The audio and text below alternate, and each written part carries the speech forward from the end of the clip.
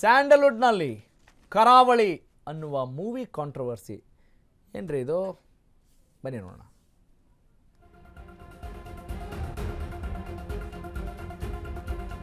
ಸ್ಯಾಂಡಲ್ವುಡ್ನಲ್ಲಿ ಕರಾವಳಿ ಅನ್ನುವ ಚಲನಚಿತ್ರದ ಒಂದು ಕಾಂಟ್ರವರ್ಸಿ. ಸಿನಿಮಾ ಟ್ರೇಲರ್ ಲಾಂಚ್ಗೆ ಪ್ರಜ್ವಲ್ ಅವರಿಗೆ ಆಹ್ವಾನ ಇಲ್ವಂತೆ, ಇನ್ವಿಟೇಷನೇ ಇಲ್ಲ ರೀ, ಕಾರ್ಯಕ್ರಮಕ್ಕೆ ಆಹ್ವಾನಿಸಿಲ್ಲ ಅಂತ ಅಭಿಮಾನಿಗಳು ಬೇಸರ ವ್ಯಕ್ತಪಡಿಸಿದ್ದಾರೆ. ಕರಾವಳಿ ಟ್ರೈಲರ್ ರಿಲೀಸ್ ಸಂದರ್ಭದಲ್ಲಿ ಪ್ರೆಸ್ ಮೀಟ್ನಲ್ಲಿ ಒಂದು ಹೈ ಡ್ರಾಮಾ ಉಂಟಾಗಿದೆ. ಚಿತ್ರತಂಡದ ವಿರುದ್ಧವೇ ಡೈನಾಮಿಕ್ ಫ್ಯಾನ್ಸ್ ಸಿಡಿದೆದ್ದಿದ್ದಾರೆ. ಪ್ರಜ್ವಲ್ ದೇವರಾಜ್ ವಾಯ್ಸ್ ಇಲ್ಲ ಅಂತ ಫ್ಯಾನ್ಸ್ ಬೇಸರ ವ್ಯಕ್ತಪಡಿಸಿದ್ದಾರೆ. ತಮ್ಮ ನೆಚ್ಚಿನ ನಟನ ಧ್ವನಿನೇ ಇಲ್ಲ ಅಂತ ಹೇಳಿದರೆ ನಾವು ಯಾಕ್ರಿ ಕೂರಬೇಕು, ನಾವು ಯಾಕ್ರಿ ಸಿನಿಮಾ ನೋಡಬೇಕು ಅಂತ ಫ್ಯಾನ್ಸ್ ಗಲಾಟೆ ಮಾಡ್ತಾ ಇದ್ದಾರೆ. ಎಲ್ಲಿ ಗಲಾಟೆ ಮಾಡಿದ್ದಾರೆ? ಪ್ರೆಸ್ ಮೀಟಲ್ಲಿ ಗಲಾಟೆ ಮಾಡಿದ್ದಾರೆ. ಹಾಗಾಗಿ ಕೆಲ ಕಾಲ ಗೊಂದಲದ ವಾತಾವರಣ ನಿರ್ಮಾಣವಾಯಿತಂತೆ. ಡಬ್ಬಿಂಗ್ ಸಮಸ್ಯೆ ಮತ್ತು ಹಣಕಾಸಿನ ವಿವಾದಗಳಿಗೆ ಕೂಡ ಅಲ್ಲಿ ಆಕ್ರೋಶ ವ್ಯಕ್ತವಾಗಿದೆ. ಸಿನಿಮಾ ಬಿಡುಗಡೆಗೆ ಕೇವಲ ವಾರಗಳಿರುವಾಗ ಇದೆಯಂಥ ಗಲಾಟೆರಿ ಅನ್ನುವ ಪ್ರಶ್ನೆ ಕೂಡ ಉದ್ಭವಿಸ್ತಾ ಇದೆ. ಅಭಿಮಾನಿಗಳ ಮನವೊಲಿಸಲು ಚಿತ್ರತಂಡ ಹರಸಾಹಸ ಪಡ್ತಾ ಇದೆಯಂತೆ. ಈ ಸಾಹಸ ಪಡೋ ಕೆಲಸವನ್ನು ಯಾಕೆ ಮಾಡ್ತೀರಾ ಅನ್ನೋದು ನಮ್ಮ ಪ್ರಶ್ನೆ. Yes, this is the controversy about the movie Karavali. ಕಾರಣ ಏನು? ಪ್ರಜ್ವಲ್ ಅವರನ್ನ ಸಿನಿಮಾ ಟ್ರೈಲರ್ ಲಾಂಚ್ಗೆ ಯಾಕ್ರಿ ನೀವು ಇನ್ವೈಟ್ ಮಾಡಿಲ್ಲ ಅನ್ನೋದು.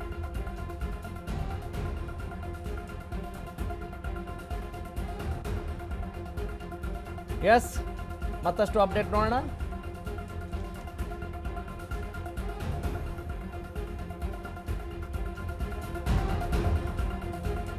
Okay, next news update. Prajwal ಅವರನ್ನ ಒಂದು ತಿಂಗಳಿಂದ ಮೀಟ್ ಮಾಡೋಕೆ ಪ್ರಯತ್ನ ಪಡ್ತಾ ಇದ್ದಾರಂತೆ.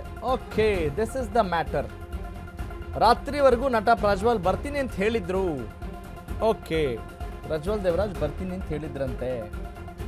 ಆದರೆ ಫೋನು ಮೆಸೇಜ್ಗೆ ರಿಪ್ಲೈ ಮಾಡಿಲ್ಲ ಅಂತ ನಿರ್ದೇಶಕರು ಹೇಳ್ತಾ ಇರುವಂಥ ಮಾತು.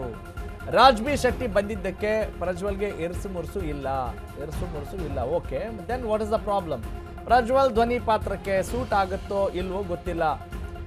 ಅಂದರೆ ಪ್ರಜ್ವಲ್ ಅವರ ಧ್ವನಿ ಪಾತ್ರಕ್ಕೆ ಸೂಟ್ ಆಗುತ್ತೋ ಅಲ್ಲೋ ಗೊತ್ತಿಲ್ಲ. ಹೀಗಾಗಿ ನಟ ಪ್ರಜ್ವಲ್ಗಾಗಿ ಡಬ್ಬಿಂಗ್ ಸ್ಟುಡಿಯೋ ಬ್ಲಾಕ್ ಮಾಡಲಾಗಿತ್ತಂತೆ. ಟ್ರೈಲರ್ ಮುಗಿದ ನಂತರ ಡಬ್ ಮಾಡಿ ಅಂತ ಹೇಳಿದ್ವಿ. ಓಕೆ, ಆದರೆ ಇದಕ್ಕೆ ಪ್ರಜ್ವಲ್ ಯಾವುದೇ ಪ್ರತಿಕ್ರಿಯೆ ನೀಡಿಲ್ಲ. He did not respond. ಪ್ರಜ್ವಲ್ಗೆ 1,25,00,000 ಕೊಡಬೇಕಿತ್ತು.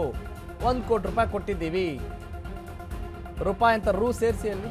ಫ್ಯಾನ್ಸ್ ಗಲಾಟೆ ಬಳಿಕ ನಿರ್ದೇಶಕ ಗುರುದತ್ ಗಾಣಿಗ ಸ್ಪಷ್ಟನೆ ವ್ಯಕ್ತಪಡಿಸಿದ್ದಾರೆ. ಇತ್ತ ಪ್ರಜ್ವಲ್ ಫ್ಯಾನ್ಸ್ ಆಕ್ರೋಶಕ್ಕೆ ರಾಜ್ ಬಿ ಶೆಟ್ಟಿ ರಿಯಾಕ್ಷನ್ ಕೂಡ ಕೊಟ್ಟಿದ್ದಾರೆ. ನಾನು ಈ ಸಿನಿಮಾದಲ್ಲಿ ಅತಿಥಿ ಪಾತ್ರ ಮಾಡಿದ್ದೇನೆಯೇ ಹೊರತು, ಒಂದು ಕ್ಯಾಮಿಯೋ ರೋಲ್ ಹೊರತು ನಾನಿಲ್ಲಿ ಯಾರಿಗೂ ಕಾಂಪಿಟೇಷನ್ ಮಾಡೋಕೆ ಬಂದಿಲ್ಲ ಕಣ್ರಿ. ಇದು ನನ್ನ ಕಡೆಯಿಂದ ಕೊಡೋ ಸ್ಪಷ್ಟನೆ ಅಂತ ಹೇಳ್ದಂಗೆ ಇದೆ ರಾಜ್ ಬಿ ಶೆಟ್ಟಿಯಿಂದ. ಚಿತ್ರತಂಡದ ಮೊದಲ ಆಯ್ಕೆ ಕೂಡ ನಾನು ಆಗಿರಲಿಲ್ಲ. ಸಿನಿಮಾದಲ್ಲಿ ನನ್ನ ಹೆಸರು ಹಾಕದಿದ್ರು ನನಗೆ ಬೇಜಾರೇ ಇಲ್ಲ, ಬೇಸರ ಇಲ್ಲ, ನೋ ವೇ. ಯಾಕೆಂದರೆ ನನಗಿಂತ ಸಿನಿಮಾ ದೊಡ್ಡದು ಅಂತ ರಾಜ್ ಬಿ ಶೆಟ್ಟಿ ತಮ್ಮ ಮನದಾಳದ ಮಾತುಗಳನ್ನು ಹಂಚಿಕೊಂಡಿದ್ದಾರೆ. ನನಗೆ ಕಟೌಟ್ ಹಾಕಿ ಅಂತ ನಾನು ಈವರೆಗೂ ಕೇಳಿಲ್ಲಪ್ಪ, ಹೇಳ್ತಾರಲ್ಲ ಅದನ್ನು ಕೇಳಿಲ್ಲ. ಪ್ರಜ್ವಲ್ ದೇವರಾಜ್ ಫ್ಯಾನ್ಸ್ಗೆ ನಟ ರಾಜ್ ಬಿ ಶೆಟ್ಟಿ ಟಕ್ಕರ್ ಕೊಟ್ಟಿದ್ದಾರೋ ಹೇಳಿದಾರೋ, ಒಟ್ಟಿನಲ್ಲಿ ಆ ರೀತಿ ಆಗಿದೆ ಘಟನೆ. ನೋಡಿ ಅಲ್ಲಿ ಹೆಂಗಿತ್ತು ಕೆಲ ಕಾಲ ಗೊಂದಲದ ವಾತಾವರಣ ಅಂದ್ವಲ್ಲ, ಆ ಗೊಂದಲದ ವಾತಾವರಣದ ದೃಶ್ಯಾವಳಿಗಳಿವು. ಅಂದರೆ ಎಲ್ಲವೂ ಸರಿ ಇದ್ದರೆ ಕಮ್ಯುನಿಕೇಷನ್ ಚೆನ್ನಾಗಿರಬೇಕು. ಎಲ್ಲ ಅವ್ರಿಗೆ ಇಷ್ಟ ಇದೆಯೋ ಇಷ್ಟ ಇಲ್ವೋ ಅನ್ನೋದನ್ನ ಹೇಳಬೇಕು. ಅವ್ರ ಮನಸ್ಸಲ್ಲಿ ಏನಿದೆಯೋ ಗೊತ್ತಿರಲ್ಲ. ನಾವು ಪ್ರಯತ್ನ ಪಟ್ಟು ರೀ ಅವ್ರು ಬರಲಿಲ್ಲ ಅಂತ ಹೇಳಿದ್ರು, ಅದಕ್ಕಾಗಿ ಇಲ್ಲಿ ಇನ್ವೈಟ್ ಮಾಡಿಲ್ಲ ಅಂತ ಅವ್ರವ್ರು ಅಂದ್ಕೊಳ್ಳೋದು, ಹಿಂಗೆಲ್ಲ ನಡೀತಾ ಇದೆ.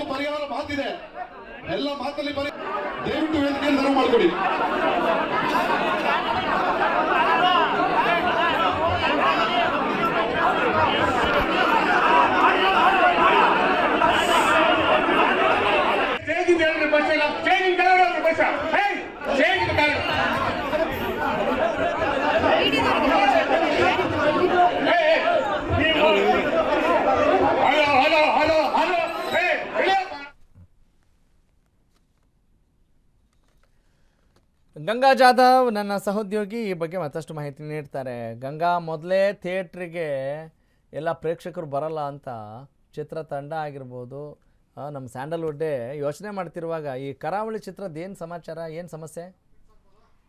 ಏನು ಗುರು ಗುರುದತ್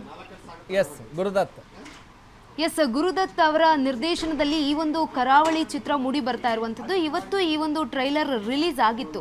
ಈ ಒಂದು ರಿಲೀಸ್ನ ವೇಳೆಯಲ್ಲಿ ಒಂದು ಗದ್ದಲಕ್ಕೂ ಕೂಡ ಸಾಕ್ಷಿಯಾಗಿದ್ದಂತಹ ಕಾರಣ ಏನು ಅಂತಂದರೆ, ಫ್ಯಾನ್ಸ್ಗಳು ಒಂದು ಆಕ್ರೋಶವನ್ನು ವ್ಯಕ್ತಪಡಿಸಿದ್ರು. ಈ ಒಂದು ಟ್ರೈಲರನ್ನು ಗಮನಿಸಿದಂತಹ ಪ್ರಜ್ವಲ್ ದೇವರಾಜ್ ಅಭಿಮಾನಿಗಳು ಏನಿದ್ದಾರಲ್ಲ ಅವರೆಲ್ಲ ಒಂದು ಆಕ್ರೋಶಕ್ಕೂ ಕೂಡ ಕಾರಣ ಆಗಿದ್ದು, ಎಲ್ಲೋ ಒಂದು ಕಡೆ ನಮ್ಮ ಪ್ರಜ್ವಲ್ ದೇವರಾಜ್ ಅವರ ವಾಯ್ಸ್ ಇದರಲ್ಲಿಲ್ಲ, ಎಲ್ಲಿ ಹೋಯ್ತು ವಾಯ್ಸು, ಯಾಕೆ ನೀವು ಪ್ರಜ್ವಲ್ ದೇವರಾಜ್ ಅವರ ವಾಯ್ಸನ್ನು ತೆಗೆದುಕೊಳ್ಳಲಿಲ್ಲ ಅನ್ನುವಂಥ ಒಂದು ಆಕ್ರೋಶಕ್ಕೂ ಕಾರಣ ಆಯಿತು. ಅದಾದ ನಂತರ ಒಂದಷ್ಟು ಮಾತುಕತೆಗಳು ಕೂಡ ನಡೆದಿದ್ವಂಥವು.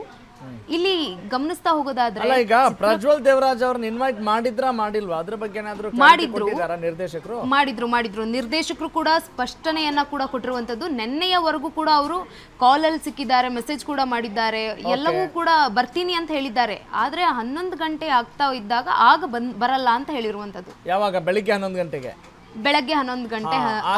ಏನ್ ರೀಸನ್ ಏನಾದ್ರು ಗೊತ್ತಾಗಿದ್ಯಾ? ಯಾವ ಕಾರಣಕ್ಕೆ ಬಂದಿಲ್ಲ, ಅಥವಾ ಏನಾದ್ರು ಮುನಿಸಿದ್ಯಾ, ಅಥವಾ ಅವ್ರಿಗೆ ಬೇರೆ ಏನಾದ್ರು ಕಮಿಟ್ಮೆಂಟ್ ಇತ್ತಾ? ಅವರು ಹೇಳಿದ್ದು ಎಸ್ ರಾಘವ್ ಸರ್, ಇದು ಹೇಳಿರೋ ಪ್ರಕಾರವಾಗಿ, ಬಂದಿರುವ ಮಾಹಿತಿಯ ಪ್ರಕಾರವಾಗಿ ಒಂದು ಇಂಪಾರ್ಟೆಂಟ್ ಕೆಲಸ ಇದೆ, ಆ ಒಂದು ಕಾರಣಕ್ಕೆ ಅನ್ನುವಂಥದ್ದು ಚಿತ್ರತಂಡದಿಂದ ಬಂದಿರುವಂಥದ್ದು. ಆದರೆ ಎಲ್ಲೋ ಒಂದು ಕಡೆಗೆ ಪ್ರಜ್ವಲ್ ದೇವರಾಜ್ ಅವ್ರಿಗೆ ವಾಯ್ಸ್ ಇದರಲ್ಲಿಲ್ಲ, ಅದೇ ಕಾರಣಕ್ಕೆ ಬಂದಿಲ್ಲ ಅನ್ನುವಂಥದ್ದು ಮತ್ತೊಂದು ಕಡೆಯಾಗಿರುವಂತಹ ಮಾತುಗಳು. ಈ ಒಂದು ಕಾರಣಕ್ಕೆ ಬೇಸರಗೊಂಡು ಪ್ರೆಸ್ ಮೀಟ್ಗೆ ಅಟೆಂಡ್ ಆಗಿಲ್ಲ ಅನ್ನುವಂತಹ ಮಾತುಗಳು ಈಗ ಕೇಳಿ ಬರ್ತಾ ಇರುವಂಥದ್ದು. ಅವರ ಅಭಿಮಾನಿಗಳ ಬಳಗದಿಂದ, ಜೊತೆಗೆ ಆಪ್ತ ಬಳಗದಿಂದ ಬಂದಿರುವಂತಹ ಮಾಹಿತಿಯ ಪ್ರಕಾರ ಈ ಒಂದು ಸಿನಿಮಾದಲ್ಲಿ ಅವರ ವಾಯ್ಸ್ ಇಲ್ಲ. ಟ್ರೈಲರಲ್ಲಿ ಕೂಡ ಗಮನಿಸಿರ್ತಾರೆ, ಮೊದಲೇ ಈಗ ಟ್ರೈಲರ್ ರಿಲೀಸ್ ಆಗುತ್ತೆ ಅಂತಂದ್ರೆ ಬಂದಿರುತ್ತೆ ಈ ರೀತಿಯಾಗಿ ಟ್ರೈಲರ್ ಇರುತ್ತೆ ಅಂತ. ಎಲ್ಲೋ ಒಂದು ಕಡೆ ಅವರ ಒಂದು ಕ್ಲಿಪ್ಸ್ ಕಡಿಮೆ ಆಗಿರ್ಬೋದು, ಅಥವಾ ಅವ್ರ ವಾಯ್ಸ್ ಇಲ್ಲ ಅನ್ನುವಂಥ ಕಾರಣಕ್ಕೂ ಅವರು ಇರುಸು ಮುರುಸು ಇರಬಹುದು. ಆ ಒಂದು ಇರುಸು ಮುರುಸನ್ನ ಈ ಒಂದು ಮೂಲಕ ತೋರಿಸ್ಕೊಂಡ್ರೋ ಇಲ್ವೋ ಗೊತ್ತಿಲ್ಲ, ಸ್ಪಷ್ಟನೆ ಇಲ್ಲ ಅಂತ ಅನಿಸ್ತಾ ಇದೆ. Okay, thank you Ganga. ಇದೇ ವಿಚಾರಕ್ಕೆ ಸಂಬಂಧಪಟ್ಟ ಹಾಗೆ ಒಂದು ಅವರೇ ಸ್ಪಷ್ಟನೆ ಕೊಟ್ಟಂಗಿದೆ ನಿರ್ದೇಶಕ ಗುರುದತ್ ಗಾಣಿಗ ಅವರು. ಬನ್ನಿ ನೋಡ್ಕೊಂಬರೋಣ. ನಿನ್ನೆ ರಾತ್ರಿವರೆಗೂ ಬರ್ತೀವಿ ಅಂತ ಹೇಳಿದ್ರು. ಅವರ ಅಭಿಮಾನಿಗಳು ಒಂದು 100 ಜನ ಬರ್ತಾರೆ ಅಂತಲೂ ಇನ್ಫಾರ್ಮ್ ಮಾಡಿದರು. ಅವ್ರುಗಳಿಗೆ ಪಾಸು, ಅವ್ರುಗಳು ಬರೋದಕ್ಕೆ ವ್ಯವಸ್ಥೆನೂ ಆಗಿತ್ತು. ಆಮೇಲೆ ಇಲ್ಲಿ ಬಂದಿರೋರು ಅಭಿಮಾನಿಗಳು ಅಂತ ಯಾರ್ಯಾರು ಹೇಳ್ತಾ ಇದ್ದಾರಲ್ಲ, ಅವರೆಲ್ಲರೂ ನನಗೂ ಗೊತ್ತಿರೋ ಹುಡುಗರೆ, ನನ್ನ ಸ್ನೇಹಿತರೆ. ನಮ್ಮ ಅಭಿ ಅಂತ ಇಲ್ಲೊಬ್ಬ ಹುಡುಗ ಮಾತಾಡ್ತಿದ್ನಲ್ಲ, ಅವನು ಪ್ರಜ್ವಲ್ ಅವ್ರ ಅಸಿಸ್ಟೆಂಟು.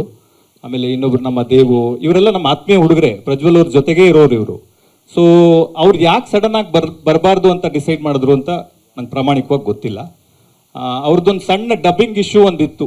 ಡಬ್ಬು ಅವ್ರ ವಾಯ್ಸು ಸೂಟ್ ಆಗುತ್ತಾ ಆಗಲ್ವಾ, ಯಾಕಂದರೆ ಮಂಗಳೂರು ಥರದ ಭಾಷೆ ಆಗಿರೋದ್ರಿಂದ 100% ಸೂಟ್ ಆಗಬಹುದಾ ಆಗಲ್ವಾ, ಇನ್ನೂ ಸ್ಪೇಸ್ ಇದೆ, ಇನ್ನೂ ಡಬ್ಬಿಂಗ್ ಮಾಡಬೇಕು ನಾವು ಅಂತಲೇ ಇದ್ದೀವಿ. ಇನ್ನೂ ನಮ್ಮ ಡಬ್ಬಿಂಗ್ ಸ್ಟುಡಿಯೋನ ಬ್ಲಾಕ್ ಮಾಡು ಇಟ್ಟಿದ್ದೀವಿ. ಇನ್ನು 24ಕ್ಕೆ ರಿಲೀಸ್ ಇರೋದ್ರಿಂದ ಒಂದ್ಸತಿ ಎಫರ್ಟ್ ಹಾಕ್ಬೋದು, ಚೆನ್ನಾಗಿ ಬಂದರೆ ಅದನ್ನು ಇಟ್ಕೊಳ್ಳೋಣ ಅಂತನ್ನೋದು ಒಂದು ಥಾಟ್ ಇದೆ.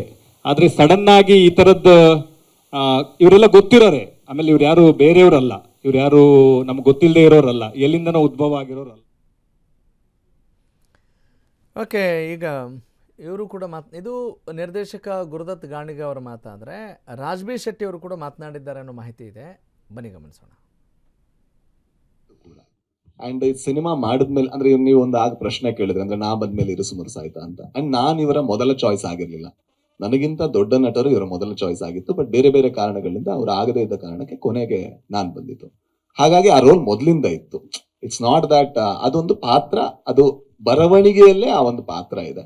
ನನಗೆ ಏನ್ ಸರ್, ನಾನು ಇಲ್ಲಿ ಕಾಂಪಿಟೇಷನ್ ಮಾಡಕ್ ಬಂದಿಲ್ಲ ಸರ್, ಯಾರ ಜೊತೆನೂ ಕಾಂಪಿಟೇಷನ್ ಇಲ್ಲ. ನಾವು ಸಿನಿಮಾ ಮಾಡ್ತಾ ಇದ್ವಿ. ಅಂಡ್ ನಾನು ಟೆಕ್ನಿಷಿಯನ್. ಫಸ್ಟ್ ನನಗೂ ಗೊತ್ತು ಒಬ್ಬ ಮನುಷ್ಯ ಒಂದು ಸಿನಿಮಾ ಮಾಡೋದಕ್ಕೆ ಎಷ್ಟು ಶ್ರಮ ಪಡ್ತಾನೆ, ಎಷ್ಟು ಬದುಕುಗಳು ಅದರಲ್ಲಿ ಇನ್ವಾಲ್ವ್ ಆಗಿದೆ ಅಂತ. ನನ್ನ ಒಬ್ಬನ ಜೀವನ, ನಂದೇನೋ ಹೆಸರು, ನಂದೇನೋ ಕಾಂಪಿಟೇಷನ್, ಇದ್ರಲ್ಲಿ ನಾನು ಒಪ್ಪಿಗೇನೂ ಇಲ್ಲ, ಇದನ್ನ ನಾನು ಸಮ್ಮತಿನೂ ಕೊಡಲ್ಲ. ಇದು ನನಗೆ cinema is much bigger then me sir. ನನ್ನ ಹೆಸರು ಹಾಕಿಲ್ಲ, ನಂದು ಏನು ಹಾಕಿಲ್ಲ ಅಂದ್ರೂ ಕೂಡ ಯಾರು ಬರಲ್ಲ ನನ್ನ ಕಡೆಯಿಂದ, ಗ್ಯಾರಂಟಿ. ಮುಂದಿನ ಸಿನಿಮಾಗಳಲ್ಲಿ ಗ್ಯಾರಂಟಿ ಯಾರು ಬರಲ್ಲ, ಯಾಕಂದ್ರೆ ಸಿನಿಮಾ ದೊಡ್ಡದು, ನಾವು ಅದನ್ನ ಕಲ್ತವ್ರು. I think it's very unfortunate that we are speaking about this. ಒಬ್ಬ ನಿಜ, well shed Raj B Shetty ಅವರೇ. ಬಹಳ ನಿಮ್ಮ ಮಾತು ಎಲ್ರಿಗೂ ಕೂಡ ಇಲ್ಲಿ ಪ್ರೇರಣೆ ಅಂತ ನಾನು ಭಾವಿಸ್ತೇನೆ. ಸಿನಿಮಾ ದೊಡ್ಡದು ರೀ, ಸಿನಿಮಾದಿಂದ ನಾವು, ಸಂಸ್ಥೆಯಿಂದ ನಾವು ಅಲ್ವೇ? ಹಾಗೆ ಸಿನಿಮಾ ಪ್ರೀತಿ ಅವರ ಮಾತುಗಳಲ್ಲಿ ವ್ಯಕ್ತವಾಗ್ತಾ ಇತ್ತು ಮತ್ತು ನಿಗರ್ವಿಯಾಗಿ ಅವ್ರು ಮಾತನಾಡಿದ್ದನ್ನು ನಾವಿಲ್ಲಿ ಗಮನಿಸ್ಬೋದು. ಹಾಗಿದ್ದಾಗ ಒಂದು ಯುನಿಟಿ ಕ್ರಿಯೇಟ್ ಆಗುತ್ತೆ ಮತ್ತು ನಮ್ಮ ಸ್ಯಾಂಡಲ್ವುಡ್ ಕೂಡ ಚೆನ್ನಾಗಿ ಬೆಳೀಲಿಕ್ಕೆ ಸಾಧ್ಯ ಆಗುತ್ತೆ. ಹೀಗಾಗಿ ಈ ಸಣ್ಣ ಪುಟ್ಟ ಅಥವಾ ನ್ಯಾರೋ ಮೈಂಡೆಡ್ನಿಂದ ಏನಾದರೂ ಬಳಲ್ತಾ ಇದ್ದರೆ ಅದು ಖಂಡಿತವಾಗ್ಲೂ ನಮಗೆ ಮಾರಕ ಆಗೋದ್ರಲ್ಲಿ ಯಾವ ಅನುಮಾನ ಇಲ್ಲ ಅಂತ ಹೇಳ್ತಾ